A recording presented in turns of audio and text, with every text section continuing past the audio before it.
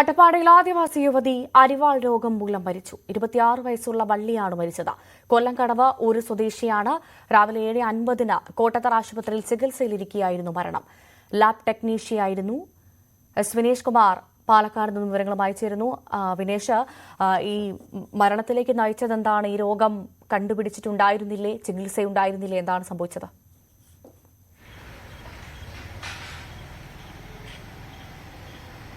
ഭവ്യ, ഈ sickle cell anaemia അഥവാ അരിവാൾ രോഗം ആദിവാസികൾക്കിടയിലും അതുപോലെ തന്നെ വയനാടൻ ചെട്ടിമാർക്കിടയിലുമൊക്കെ സാധാരണയായി കാണപ്പെടുന്നുണ്ട്. ഇതിന് കൃത്യമായി തന്നെയുള്ള കൃത്യമായ ചികിത്സാ സംവിധാനങ്ങളല്ല, ഇതിന് പോഷകാഹാരക്കുറവും ഒപ്പം തന്നെ ജനിതകമായ പ്രശ്നങ്ങളുമാണ് യഥാർത്ഥത്തിൽ ഈ രോഗം ഉണ്ടാകുന്നത്. അതുകൊണ്ട് തന്നെ ഈ അട്ടപ്പാടി മേഖലയിലും കഴിഞ്ഞ കുറെ കാലങ്ങളായി ഇത്തരത്തിലുള്ള ഈ ഒരു സിക്കിൾ സെൽ അനീമിയ രോഗം വ്യാപകമാണ്. ഇപ്പോൾ 26-കാരിയുടെ ജീവൻ ഈ രോഗം എടുത്തിരിക്കുന്നു എന്നുള്ളതാണ് ഇതിനകത്ത് ദുഃഖകരമായ കാര്യം. എന്തായാലും കൊല്ലംകടവിലുള്ള വള്ളി എന്ന 26-കാരിയാണ് സിക്കിൾ സെൽ അനീമിയ ബാധിച്ച് മരിച്ചത്. നമ്മളെ ശരീരത്തിലെ ചുവന്ന രക്താണു അരിവാൾ കണക്കെ വളയുന്നതാണ് യഥാർത്ഥത്തിൽ ഈ രോഗം എന്നാണ് ഇതിന്റെ ആരോഗ്യ വിദഗ്ധർ ഉൾപ്പെടെ പറയുന്നത്.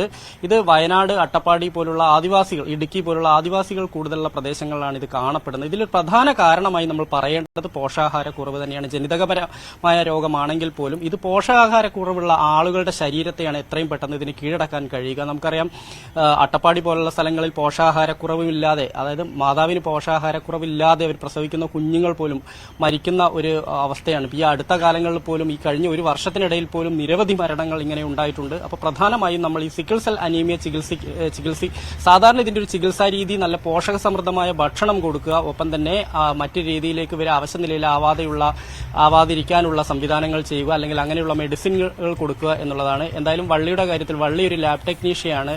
26 വയസ്സ് മാത്രമേ ആയിട്ടുള്ളൂ. പക്ഷേ ഈ കോട്ടത്തറ ആശുപത്രിയിലായിരുന്നു ചികിത്സ. ഈ കോട്ടത്തറ അട്ടപ്പാടിയിലെ കോട്ടത്തറ താലൂക്ക് സ്പെഷ്യാലിറ്റി ആശുപത്രിയിൽ ഇത് ചികിത്സിക്കാനുള്ള സംവിധാനമുണ്ട്. ഒപ്പം തന്നെ വയനാട്ടിലെ വിവേകാനന്ദ ആശുപത്രിയിലുമാണ് ഉള്ളത്. പക്ഷേ ഇത് ആദിവാസികൾക്ക് സാധാരണ നിലയിൽ കൂടുതൽ പ്രായം ചെന്ന ആളുകളിലാണ് പെട്ടെന്ന് അവരെ ശരീരത്തെ ആക്രമിക്കുകയും അവർ മരിക്കുന്ന ഒരു അവസ്ഥയിലേക്ക് എത്തുന്നു. ഇതിപ്പോൾ ഒരു 26-കാരി ഇതിൽ മരിച്ചിരിക്കുന്നു എന്നുള്ളത് വളരെ ദുഃഖകരമായ ഒരു കാര്യം തന്നെയാണ്.